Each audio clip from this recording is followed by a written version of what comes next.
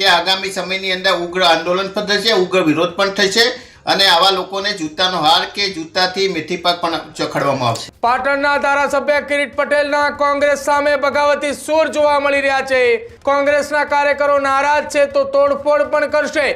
કોંગ્રેસના જ કાર્યકર્તાઓએ કોંગ્રેસ કાર્યાલયને તાળાબંધી કરી।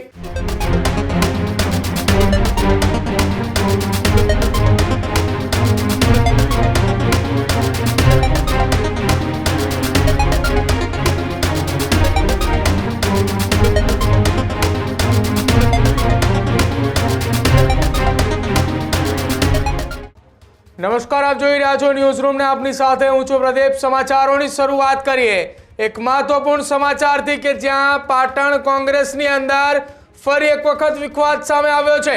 પાટણના ધારાસભ્ય કિરીટ પટેલના કોંગ્રેસ સામે બગાવતી સૂર જોવા મળી રહ્યા છે। પ્રદેશના નેતાઓએ કોંગ્રેસના કાર્યકરોને ન સાંભળતો હોવાનો આરોપ લગાવ્યો છે। જો આવું જ ચાલશે તો 2027માં કોંગ્રેસના સુપડા સાફ થશે તેવું નિવેદન કિરીટ પટેલે આપ્યું છે। કોંગ્રેસના કાર્યકરો નારાજ છે તો તોડફોડ પણ કરશે। સાથે જૂથવાદના કારણે કોંગ્રેસ પર લોકોનો ભરોસો નથી રહ્યો। ચૂંટાયેલા ધારાસભ્યને પણ વિશ્વાસમાં ન લેવાતો હોવાની વાત પાટણના ધારાસભ્ય કિરીટ પટેલે કરી છે। એક મહિનાથી જિલ્લા અને પ્રદેશ પ્રમુખે ખોટા આશ્વાસન આપી રહ્યા છે। સમસ્યાનો ઉકેલ નહીં આવે તો દંડક પદેથી રાજીનામું આપીશ। હિતેન્દ્ર પીઠડિયા પાટણ આવશે તો જૂતાનો હાર તેને પહેરાવીશું। પાટણની અંદર છેલ્લા કેટલાક સમયથી અનુસૂચિત જનજાતિના મોરચાના પ્રમુખને લઈને એક ચર્ચાઓ ચાલી રહી છે, એક વિવાદ ચાલી રહ્યો છે। આ વિવાદની વચ્ચે અત્યારે એક મહત્વપૂર્ણ સમાચાર સામે આવી રહ્યા છે કે જ્યાં પાટણમાં કોંગ્રેસના જ કાર્યકર્તાઓએ કોંગ્રેસ કાર્યાલયને તાળાબંધી કરી।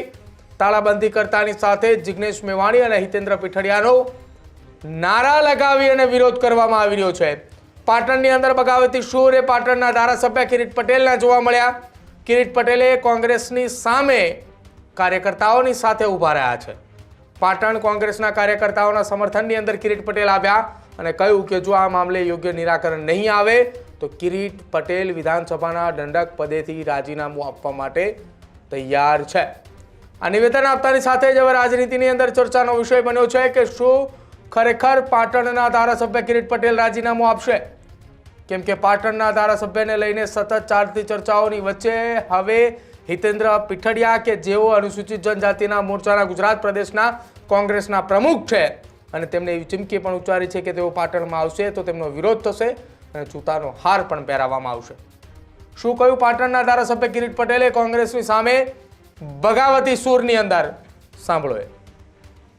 પીઠડિયા જેવા જે લોકો છે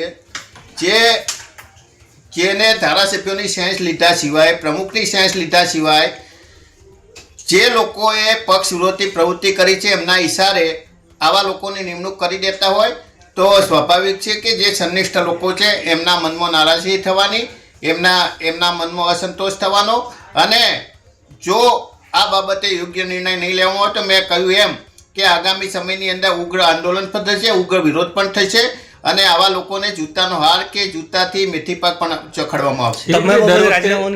કિરીટભાઈ, દર વખતે ચૂંટણી આવે છે અને કોંગ્રેસનો કકરાટ સામે આવે છે, ત્યારે આ વખતે પણ કોંગ્રેસનો જ કકરાટ સામે આવ્યો છે। જુએ તો કોંગ્રેસના હોદ્દેદારોએ કોંગ્રેસના પ્રદેશ પ્રમુખથી માંડી અને કોંગ્રેસના મોવડી મંડળે વિચારવાની જરૂર છે।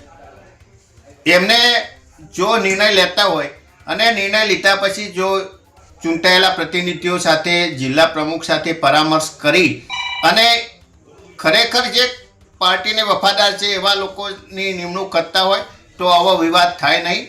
પરંતુ મારી જ વાત કરું, 2017ની અંદર જ્યારે અમે ચૂંટણી લડ્યા ત્યારે ચૂંટણી લડ્યા પછી અમને એક ફોર્મ આપવામાં આવ્યું કે તમારા ચૂંટણી દરમિયાન કયા કયા લોકોએ પક્ષ વિરોધી પ્રવૃત્તિ કરી હતી। 2022ની અંદર પણ આવું ફોર્મ આપવામાં આવ્યું। અમે જે રિપોર્ટ આપ્યા હતા રિપોર્ટ ખાનગી હતા તો એવા લોકોને તમે પ્રદેશ સુધી પહોંચાડો, એવા લોકોને તમે શિરપાવ આપો અને જે લોકો કોંગ્રેસની અંદર વફાદાર છે એવા લોકોને તમે પૂછ્યા સિવાય કાઢી મૂકો તો સ્વાભાવિક છે કે આવું થવાનું છે અને એના લીધે પાર્ટીને મોટું નુકસાન પણ થવાનું છે।